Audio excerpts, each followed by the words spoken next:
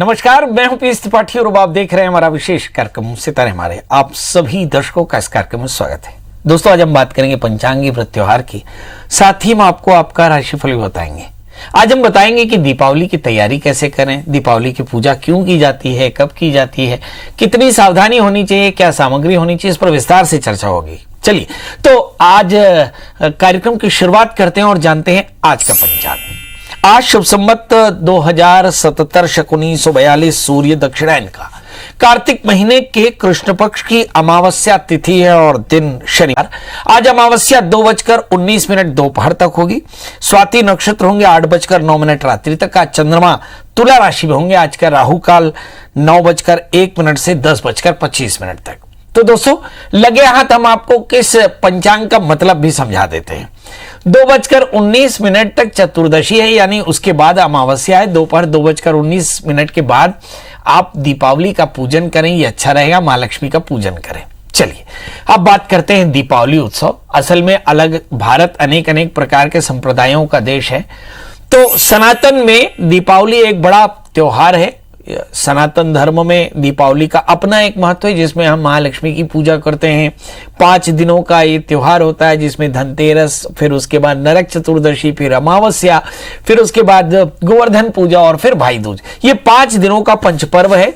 अलग अलग देशों में ये विस्तार से अलग अलग तरीके से मनाया जाता है, पर दीपावली सारी दुनिया में सनातन धर्मावलंबी मनाते हैं। चलिए, असल में ये अंधकार पर प्रकाश के विजय का पर्व है। कहते हैं भगवान राम रावण का वध करके लौट कर आए तो अयोध्या में रोशनी हुई, और इसी तरह से नरकासुर को मार करके भगवान कृष्ण लौटे तो सारे ब्रज में और सारे हिंदुस्तान में, सारे सनातन के देशों में बड़ी दीपावली का उत्सव मनाया। तो इस तरह से ये 2 आपको ऐतिहासिक इवेंट मिलते हैं, जिसके चलते दीपावली का त्योहार बड़ा महत्वपूर्ण होता है।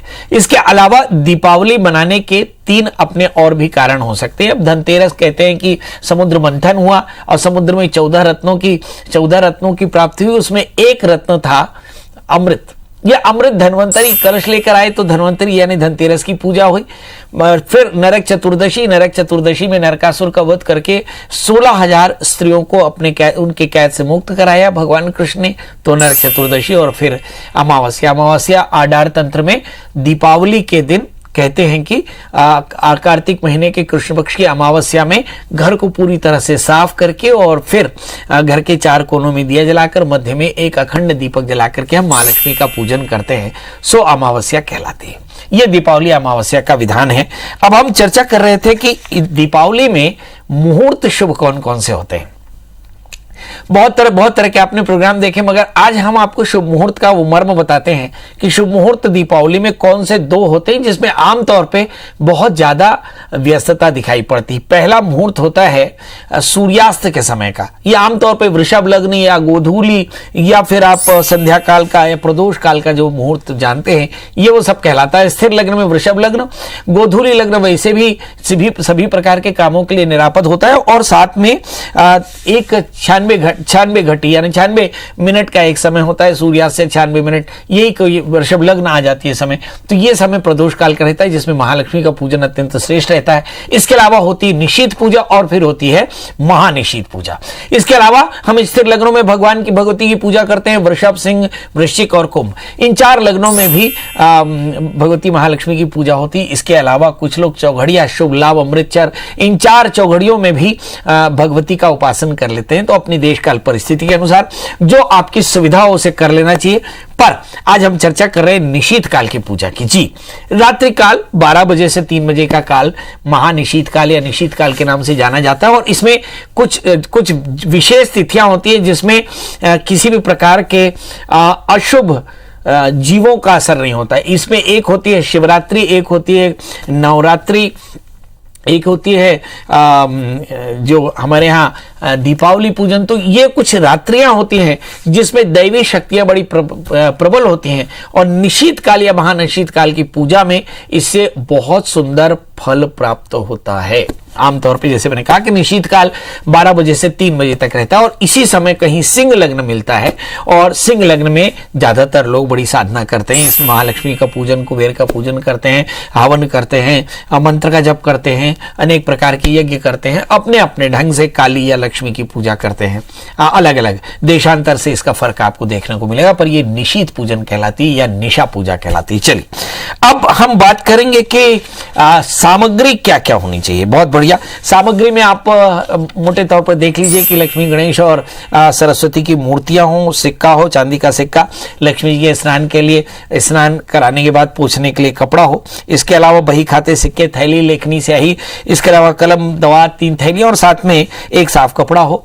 पूजन के लिए धूप, दीप, अगरबत्ती, मिट्टी के बड़े छोटे दिए, रुई, माचिस, इसके अलावा सरसों का तेल, शुद्ध घी, दही, शहद, शुद्ध जल, पंचामृत बनाकर रखें, दूध, इसके अलावा हल्दी और चूने का पाउडर, रोली, चंदन के अलावा साबुत अगर चावल हो, कलश, 2 मीटर वस्त्र, लाल वस्त्र बिछाने के लिए, पीढ़े, कपूर, नारियल, मेवा, गुलाब फूल, ये सारी चीजें इकट्ठी कर लें। गेंदे का फूल तो भी बहुत आसानी से मिलेगा, पर आप रुग्ण दरिद्री फूल और नुचे पिटे जो फल हैं ये बिल्कुल इस्तेमाल ना करें।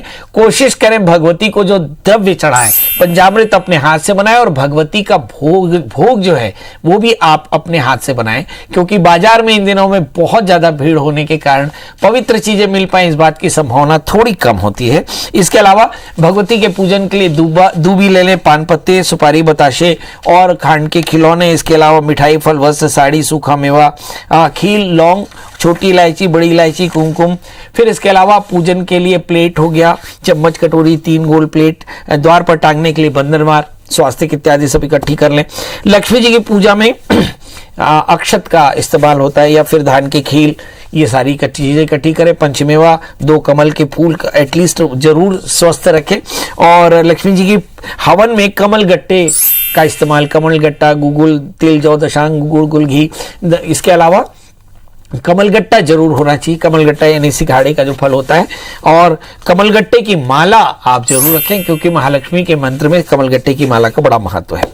अब पूजन विधि की बात कर लेते हैं। सबसे पहले तो आप ये देखिए कि आपको पूजा करनी है, तो पूजा करनी है तो सबसे पहले आप स्नान कर लें, पुनः साफ वस्त्र पहन लें, धुले हुए वस्त्र पहने। कोशिश करें काले, नीले, गहरे रंग के वस्त्र न पहने, हल्के कलर सफेद और पीले कलर के वस्त्र आप धारण कर सकते हैं। पूर्वाभिमुख बैठ जाएं और एक सुंदर पटे पर आप लाल कपड़ा बिछा लें, उसमें गौरी, गणेश, कलश, नवग्रह, षोडश मातृका बिछाएं, तैयार कर लें। और फिर इसके बाद आप मुरादी के लिए आपने थैलियां रखी है, वो थैली गणेश, लक्ष्मी, सरस्वती की मूर्ति और जो आपने चांदी का सिक्का रखा हो वो सारा कुछ रख करके पूजा के द्रव्य में अखंड दीप जला लें। और फिर अमावस्या में 15 दीपदानों के लिए आप 15 दिए जो हैं वो खील डाल करके तैयार कर लें। अब पूजा शुरू करें। सबसे पहले खुद का सिंचन करें, फिर उसके बाद स्वस्तिन करें, गौरी गणेश की पूजा, कलश, नवग्रह, षोडश मातृका की पूजा करें।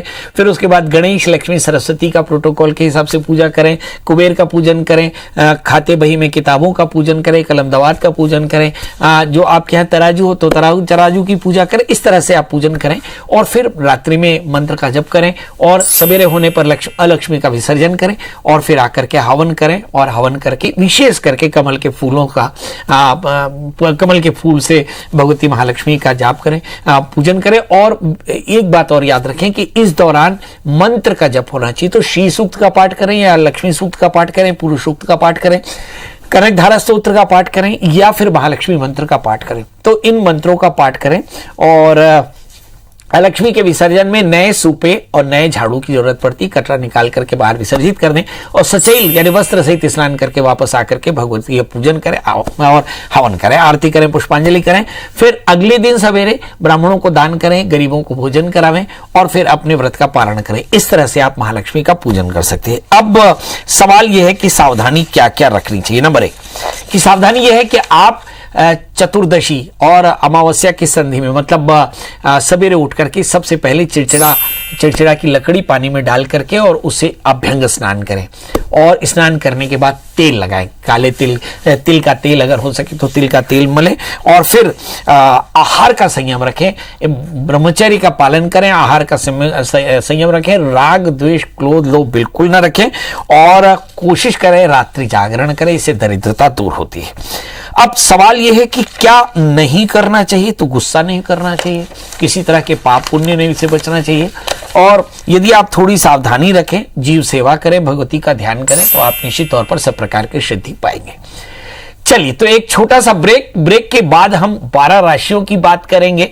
12 राशियों में बताएंगे कि 12 राशियों में किस तरह से पूजा करें, किन बातों की सावधानी रखें। सबसे पहले हम अपने दर्शकों को बता दें कि आईबीसी परिवार की तरफ से लक्ष्मी दीपावली की, लक्ष्मी पूजन की ढेर सारी शुभकामनाएं। भगवती महालक्ष्मी आप पर कृपा करें। आज इस कार्यक्रम में हम अंतिम में बताएंगे आपको मुहूर्त कि दीपावली में कौन कौन से मुहूर्त में आप पूजा कर सकते हैं। मगर अभी हम बात करेंगे 12 राशियों की। मैं बताता हूं कि ग्रहों की चाल कैसी है, मगर आप देखते रहिए कि आपको किस मंत्र का जप करना है। चलिए 12 राशियों का सफर शुरू करते हैं और जानते हैं मेष यानी अरिस। इस राशि वाले जातकों के लिए देखते हैं कि 12वें स्थान में मंगल है। महालक्ष्मी का पूजन करें, मगर आज गुड़ का दान जरूर करें, क्योंकि आपके 12वें स्थान में मंगल है। ऐसा करने से आपकी परेशानियां दूर होंगी। और आज चने और गुड़ का दान करेंगे तो बृहस्पति भाग्य स्थान में बैठे हैं, थोड़े से हल्दी नारियल का दान करेंगे तो आपका भाग्य बड़ी तेजी से प्रबल होगा। बात कर लेते हैं दोस्तों वृषभ राशि वाले जातकों के लिए। लग्न में राहु पड़े हैं, राहु के कारण उलझने हो सकती है, स्वभाव में गुस्सा हो सकता है। 11वें स्थान में मंगल, आतुरता थोड़ी सी ज्यादा। 8वें स्थान में बृहस्पति पड़े हैं, बेवजह की वादों में फंस सकते हैं। करना क्या चाहिए आपको? फिर से वही चाहिए कि गुड़ चने का दान करें, काले तिल काली उड़द का दान करें। आज दत्तात्रेय कवच का पाठ भी करते रहें तो आप देखेंगे आज का दिन आपके लिए बेहतर होगा। बात कर लेते हैं दोस्तों मिथुन राशि की। 12वें स्थान में राहु पड़े, 8वें स्थान में शनि, जो बताते हैं कि राहु और शनि के कारण खर्च थोड़ा सा ज्यादा और बेवजह की वादों में आप भी फंस सकते हैं। तो कोशिश करें कि काले तिल का दान करें, गाय और कुत्ते को रोटी दें गुड़ के साथ में, तो आज का दिन बेहतर होगा। बात कर लेते हैं दोस्तों कर्क यानी कैंसर की। इस राशि में हम देखते हैं कि राहु 11वें स्थान में पहुंच गए और चंद्रमा तुला राशि में 4थे स्थान में। पारिवारिक कलह की संभावनाएं बन सकती। महालक्ष्मी का पूजन साल भर का त्योहार है, बेवजह के पारिवारिक कलह में बिल्कुल भी ना फंसे। आय की स्थिति बहुत बढ़िया है। 7वें स्थान में शनि दोस्त बहुत अच्छे हैं, मगर बृहस्पति 6ठे स्थान में है। कुछ शत्रुता हो सकती है और कुछ परेशानियां आ सकती हैं। क्या करना चाहिए? यहां भी आपको गुड़ चने का दान करना चाहिए और केले और नारियल का दान करके दिन की शुरुआत करनी चाहिए, तो आज का दिन आपके लिए बेहतर होगा। अब बात कर लेते हैं दोस्तों सिंह यानी लियो की। इस राशि वाले जातकों के लिए देखते हैं कि लग्न 3रे स्थान में है, मतलब चित्त की एकाग्रता बढ़िया है। धन स्थान में शुक्र है, संपत्ति के योग बेहतर होंगे। सप्तमी 6ठे स्थान में है। कमर का दर्द हो सकता है, मतलब काम तो करें, भगवती का पूजन करें, मगर थोड़ा सा रिलैक्स रखें। कमर का दर्द हो सकता है या फिर लाइफ पार्टनर की सेहत अच्छी नहीं होगी, थोड़ी सी इधर भी ध्यान दे दे। राहु की स्थिति देखते हैं 10वें स्थान में। मुझे ऐसा लगता है कि वर्क प्लेस में आपको थोड़ा ज्यादा ध्यान देना होगा। बहरहाल करना क्या चाहिए? तो इस राशि वाले जातकों के लिए चाहिए कि मंगल के लिए हनुमान जी का दर्शन कर लें, थोड़े से गुड़ चने का प्रसाद यहां भी चढ़ा दें, हनुमान चालीसा का पाठ करके दिन की शुरुआत करेंगे तो दिन यहां भी बेहतर होगा। बात कर लेते हैं दोस्तों कन्या राशि वाले जातकों के लिए। कन्या में लग्न में पड़े हुए शुक्र नीचस्थ होकर के बैठे, मतलब एलर्जी, कफ, साइनस, थ्रोट इन्फेक्शन, इस तरह की परेशानियां हो सकती हैं, मतलब हल्का सा फीवर या खराश हो सकती है। क्योंकि नीचस्थ से शुक्र है, मेटाबॉलिज्म वीक है, इसलिए ऐसा हो सकता है। इस राशि वाले जातकों को अपनी सेहत का ध्यान रखना है। थोड़ा सा गर्म पानी पी करके, थोड़ा सा काढ़ा पी करके फिर दिन की शुरुआत करें। और याद रखें क्रोध बिल्कुल ना करें, क्योंकि लग्नस्थ शुक्र के कारण थोड़ा सा तनाव हो सकता है। थोड़े से घी चीनी का दान करें तो आज का दिन बेहतर होगा। अब बात कर लेते हैं दोस्तों तुला यानी लिब्रा की, जिसके 12वें स्थान में शुक्र यानी सेहत का यहां भी ध्यान रखना होगा। नीच के सूर्य लग्न में बैठे हैं और यहां पर जो सबसे महत्वपूर्ण बात है, बृहस्पति 3रे स्थान में, सदाशयता 4थे स्थान में शनि, परिवार का साथ मिलने वाला है। एक उलझन जरूर है इस राशि में, भाग्यस्थान में पड़े हुए राहु। लगातार उलझनों से आप परेशान हो सकते हैं। उलझनों से मुक्त रहने के जल्दी से उठें, भगवान सूर्य को अर्घ दें और आदित्य हृदय स्तोत्र का पाठ करें। भगवान दत्तात्रेय को प्रणाम करके दिन की शुरुआत करें तो दिन होगा बेहतर। बात कर लेते हैं दोस्तों वृश्चिक यानी स्कॉर्पियो के, जिसके स्वामी चंद्रमा इस समय बैठे, स्वामी मंगल इस समय बैठे 30 मीन राशि में यानी 5वें स्थान में। संतान को लेकर कुछ अच्छा कर सकते हैं। इस समय चंद्रमा की स्थिति देखें, चंद्रमा तुला राशि में, और मुझे ऐसा लगता है कि इस राशि वाले जातकों के लिए बहुत जरूरी है कि वो मन पर थोड़ा सा काबू करें, क्योंकि चंद्रमा आपके भाग्येश होकर के 12वें स्थान में है। बहुत सारे अवसरों के चूक जाने से थोड़े से आप अपसेट हो सकते हैं। वैसे साल भर का त्योहार है, ऐसा नहीं करना चाहिए। इस समय अगर हम सूर्य बुध देखें 12वें स्थान में है, सेहत को लेकर थोड़ी सावधानी रखनी चाहिए। यहां भी कफ की परेशानी हो सकती है। लग्न में केतु, वाहन चलाते समय थोड़े सावधान रहें। और 7वें स्थान में राहु बैठे हैं। दीपावली के पहले डील के चक्कर में कोई गड़बड़ चीटिंग ना हो जाए, इस बात का बहुत ध्यान रखें। क्या करें जिससे आज का दिन बेहतर हो। वृश्चिक लग्न, वृश्चिक राशि वाले जातकों के लिए चाहिए कि वो गाय और कुत्ते को गुड़ के साथ रोटी खिलाएं, तो आज का दिन बेहतर होगा। बात कर लेते हैं दोस्तों धनु यानी सेजिटेरियंस की, जिसके लग्न में बृहस्पति बैठे हैं। मतलब इस राशि वाले जातकों के लिए सब कुछ बेहतर है, सिवाय इसके कि 12वें स्थान में केतु, 6ठे स्थान में राहु है। मतलब दत्तात्रेय कवच का पाठ करें, भगवान दत्तात्रेय को प्रणाम करके दिन की शुरुआत करेंगे तो दिन होगा बेहतर। बात कर लेते हैं दोस्तों मकर राशि की। लग्न में शनि पड़े हैं, मतलब आपके अंदर में जीव दया करेंगे तो आज की लक्ष्मी पूजन आपका सिद्ध हो जाएगा। 12वें स्थान में बृहस्पति, मुझे ऐसा लगता है कि बड़ों का सम्मान एकदम करना भूले नहीं। अकेलेपन से थोड़े से हो सकते हैं परेशान।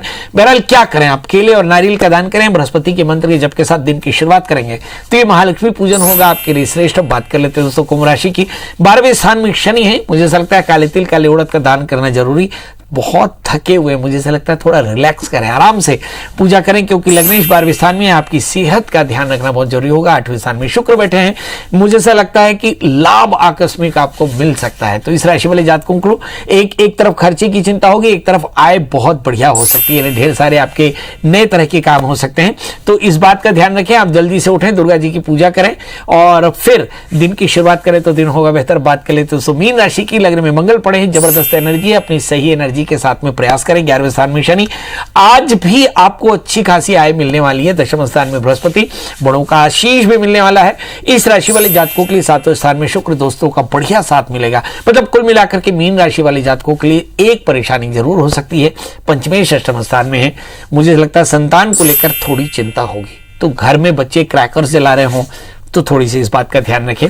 क्या करें जिससे आज का दिन बेहतर हो, तो चंद्रमा मनसो जाता है, भगवान शिव का पूजन करें, ओम नमः शिवाय इस मंत्र जप करें, थोड़े से खीर का दान करके दिन की शुरुआत करेंगे तो दिन होगा बेहतर। तो दोस्तों ये तो था मेष से लेकर मीन का हाल कि दीपावली पूजन के समय या दिन की शुरुआत करते समय किन बातों का ध्यान रखें। चलिए अब फटाफट आप मुहूर्त लिख लें। मुहूर्त भी हमने निकाल कर रखा है, जैसे मैंने कहा कि 2:19 से अमावस्या प्रारंभ है, इसलिए जिन लोगों के यहाँ अमावस्या तिथि में दीपावली पूजन होता है, जैसे बहुत सारी फैक्ट्रियों में सुबेरे पूजा होती है, तो वहां पे तो एज इट इज वो वैसा ही करना चाहेंगे।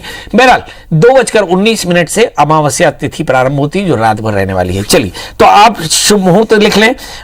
अभिजित मुहूर्त 11:44 से 12:27 तक। राहु काल जैसे मैंने बताया कि 9:24 से 10:45 तक।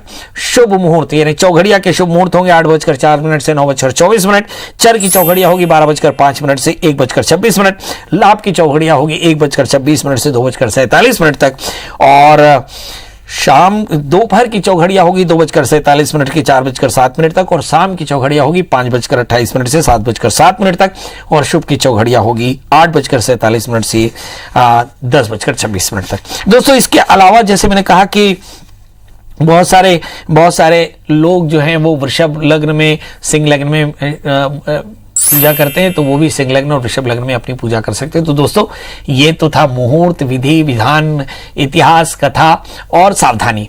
आपका दिन शुभ हो, महालक्ष्मी की कृपा पर बनी रहे, अष्टलक्ष्मी स्थिर लक्ष्मी का आपके घर में वास हो, सब प्रकार की समृद्धि उन्हीं शुभकामनाओं के साथ आप सब विदा लेते हैं, इस वादे के साथ कि कल हम फिर गोवर्धन पूजा की बात करेंगे। गोवर्धन पूजा कैसे करें, क्या सावधानी रखें, गोवर्धन पूजा क्यों की जाती है, भगवान कृष्ण महान क्यों है, देवताओं की श्रेणी में भगवान कृष्ण क्यों पहुंचे, क्या गोवर्धन पूजा आज भी उतनी ही जरूरी है, इस पर विस्तार से चर्चा होगी।